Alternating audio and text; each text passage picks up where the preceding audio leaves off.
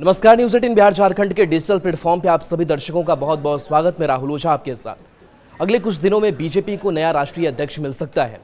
जो खबर सामने आ रही है, राजनीतिक गलियारों में चर्चा भी इस बात की है कि बीजेपी किसे अपना अगला राष्ट्रीय अध्यक्ष बनाएगी।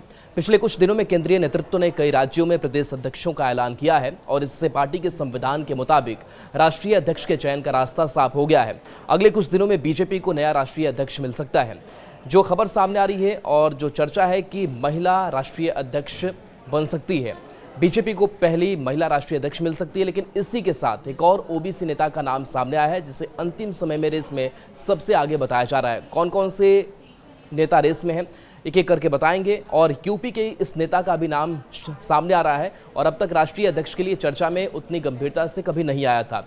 बीजेपी को पहली बार महिला अध्यक्ष मिल सकती है। इसमें केंद्रीय वित्त मंत्री निर्मला सीतारमण का नाम सबसे आगे बताया जा रहा है।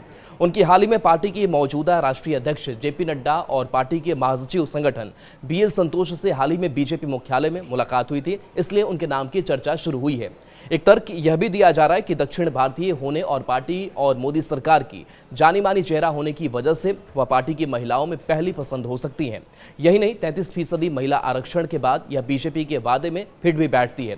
सीतारमण के अलावा दूसरा नाम है पूर्व केंद्रीय डी पुरंदेश्वरी का। उन्होंने भी इस पद का एक मजबूत दावेदार बताया गया है। वह बीजेपी की आंध्र प्रदेश की पूर्व प्रदेश अध्यक्ष भी रह चुकी हैं। पुरंदेश्वरी कई भाषाओं की जानकार हैं। उन्होंने राजनीति में कई महत्वपूर्ण पदों पर काम भी किया है। ऑपरेशन सिंदूर बहुदलीय प्रतिनिधिमंडल के लिए भी उन्हें चुना गया था। इसके साथ साथ उत्तर प्रदेश के उप मुख्यमंत्री केशव प्रसाद मौर्य का भी नाम रेस में है। पार्टी किसी ओबीसी चेहरे पर ही दांव खेलेगी और इसके तहत दूसरा जो नाम आ रहा है वो केंद्रीय मंत्री धर्मेंद्र प्रधान का है। मौजूदा अध्यक्ष और केंद्रीय मंत्री जेपी नड्डा का कार्यकाल 2023 के जनवरी में ही खत्म हो गया था। फिर लोकसभा चुनाव की वजह से उनका कार्यकाल जून 2024 तक बढ़ाया गया। फिर हरियाणा, महाराष्ट्र, जम्मू और कश्मीर के साथ साथ दिल्ली विधानसभा के चुनाव भी सामने आए, जिसकी वजह से कार्यकाल को विस्तार मिलता रहा। बाद में संगठनात्मक चुनाव में देरी से चुनाव टलता गया, लेकिन अब जब अधिकतर राज्यों में संगठनात्मक चुनाव हो चुके हैं, ऐसे में पार्टी सूत्रों का कहना है कि इस महीने पार्टी को नया राष्ट्रीय अध्यक्ष मिल जाएगा।